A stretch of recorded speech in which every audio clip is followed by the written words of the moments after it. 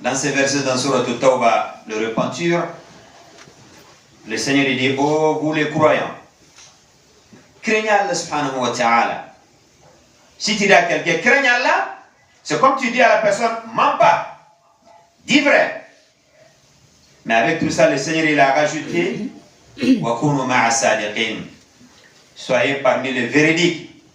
Soyez avec les véridiques. Ça montre que de dire la vérité, c'est masha'Allah. D'être avec les gens qui disent vrai aussi. Mais pas le contraire. Il y a beaucoup de bien qui vient derrière. Ça, on arrive à comprendre dans le hadith du prophète sallallahu alayhi wa sallam. C'est un hadith dans Bukhari ainsi que Muslim. Parmi les hadiths d'Ibn Mas'ud. Si on dit Ibn Mas'ud, c'est Abdullah ibn Mas'ud radiyallahu anhu. Il a dit, le messager d'Allah, paix et salut soit sur lui, il a dit.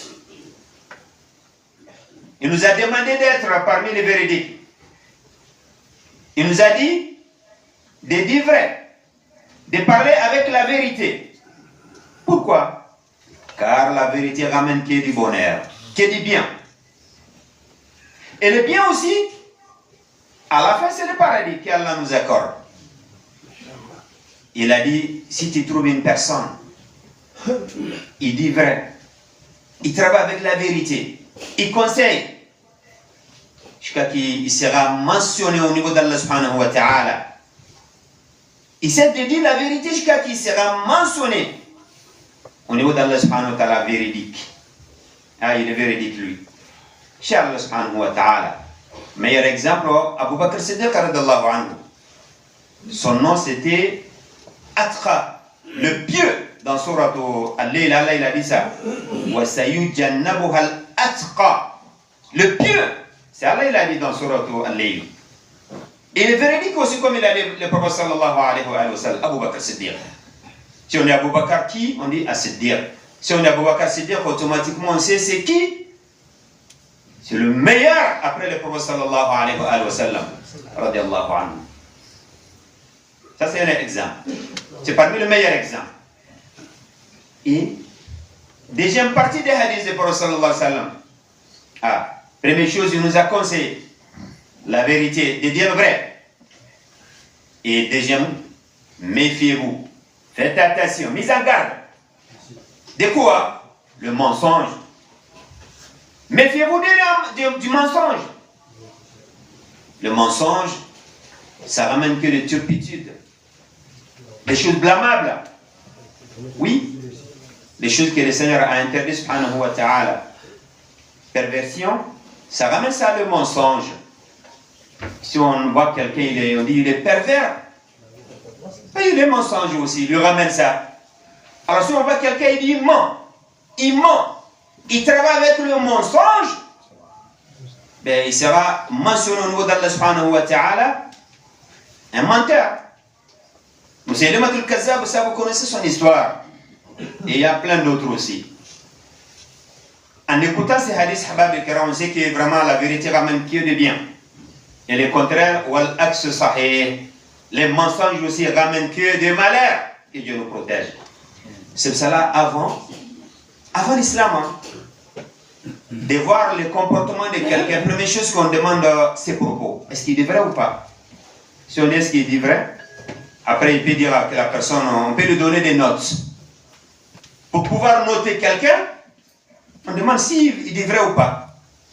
Avant l'islam, c'est pour cela que le prophète sallallahu alayhi wa sallam, vous savez, lorsqu'il est venu à Médine, il a fait des lettres. Il a envoyé au gouverneur, également le roi.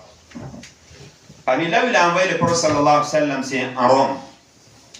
Les Romains, comme dans les hadiths de Sahih Muslim, le prophète sallallahu alayhi wa sallam, il a fait une lettre. Pardon, il a donné à Dihya al-Kalbi radiallahu anhu. Si on dit Dihya, lui, c'était quelqu'un, parmi les compagnons du prophète, il était beau, masha'Allah.